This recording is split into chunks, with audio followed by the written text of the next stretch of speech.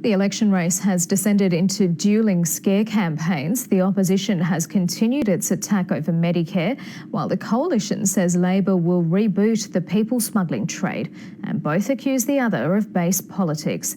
Political editor Chris Ullman.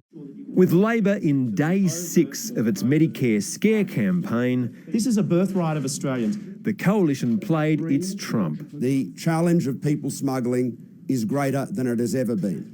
A government that usually shrouds boat turnbacks in secrecy was long on detail today.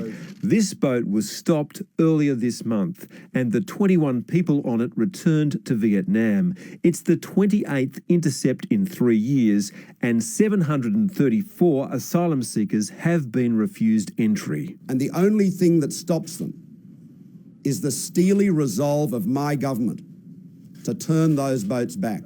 And the risk? The hollowness of Bill Shorten's claim that he shares the same border protection policies as us.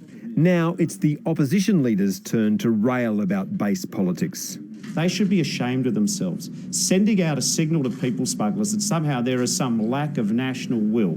The subjects might shift, but the shame is bipartisan. The Labor Party is engaged in a desperate lie about Medicare. It is shameful.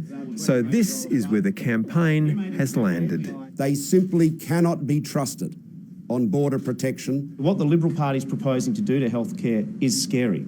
And both potential futures look grim. Imagine the chaos that we would be presented with under a Labor Greens independent government. If the Liberals win, this will be a green light for the Liberals to take our Medicare system down the US road. The Australian Medical Association supports many of Labor's health plans, but it has parted company with it on the Medicare brawl. There is absolutely no evidence at all that the Liberal Party has any desire to privatise Medicare. That awkward fact has seen Labor shift its language to make its case more defensible.